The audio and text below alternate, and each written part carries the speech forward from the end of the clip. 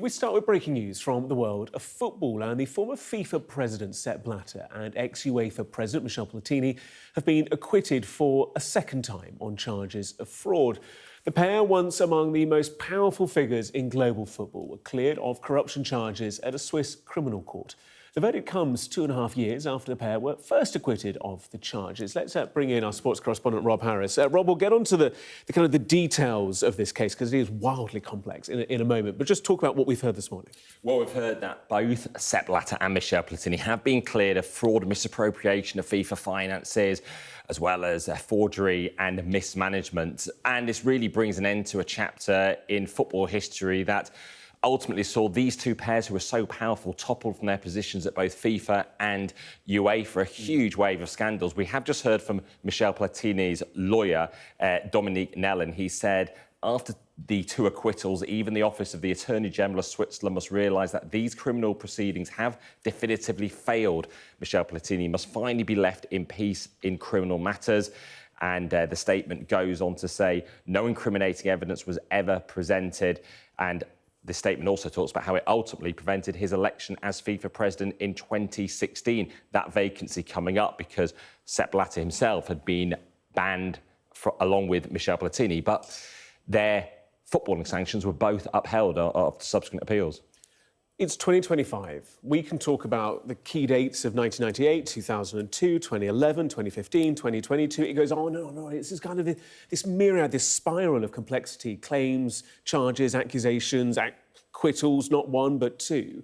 Just kind of talk us through the key points. So this is how we got here. Obviously, so many people know Sepp Blatter for many years, many questions about his probity, and many people might be surprised. Well, Sepp Blatter was elected in 1998. At the time, France just hosted the World Cup. Michel Platini, former France player and manager, was the main organiser of the tournament. Sepp Blatter brought Michel Platini on board as an advisor at FIFA between 1998 and 2002. He was on a salary of 300,000 Swiss francs, about now £275,000.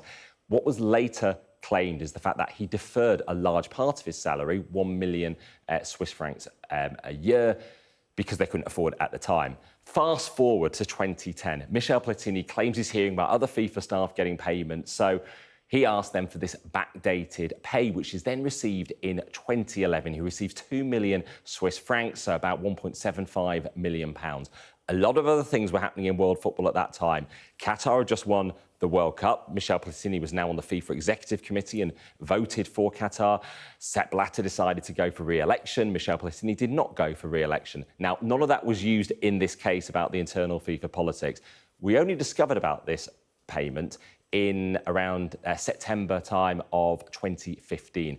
At that time, it is complicated. Sepp Blatter had already announced he was standing down. He won re-election in 2015 in the May, but there was a wave of arrests. I was there in Zurich at the time of FIFA officials who were found to be involved in getting side payments from commercial deals from all around the world. Sepp Blatter eventually said he was standing down. That set in motion a path for a successor to be announced, and it looked like that Michel Platini was the ultimate favourite. This revelation about the payment in the autumn of 2015 led to both Platini and Blatter being suspended, paved the way ultimately for Gianni Infantino so unexpectedly to assume the FIFA presidency. He had been effectively number two with Michel Platini at UEFA as the general secretary. And then these cases spiralled in motion. We saw Platini and Blatter banned from football by FIFA, and the criminal case being pursued by the Swiss authorities that led to the first case where they were acquitted in 2022. Now, again, today, both Platini and Blatter have been acquitted as well. It's undeniable, though, isn't it? Despite those acquittals, the tarnished reputation of FIFA, of the governing body of world football, as a result of years of complex cases. They couldn't see really the damage that this payment and the revelation of it caused. Just the perception, the fact that this payment was apparently a gentleman's agreement. It was then subsequently agreed to be paid many years down the line. And the fact it came out at a time, this whole wave of arrests took place.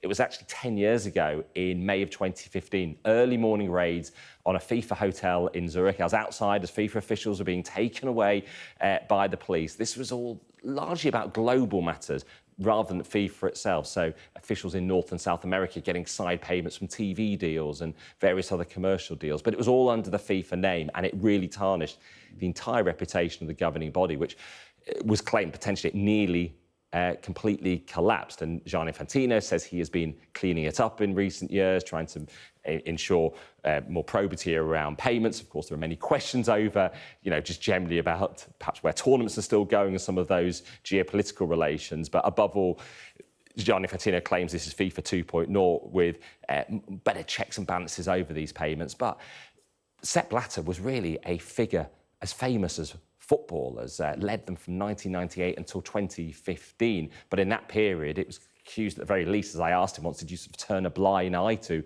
corruption, or are you willfully sort of complicit in it? And certainly a lot of money in his era did drain out of football to, underhanded payments. But though, according to this case, there was no corruption around this 2 million Swiss franc payment that was agreed to be paid to Michel Platini. But so damaging for football and for FIFA, they're being dragged through the courts. You certainly have. Rob, really appreciate it. Thank you so much.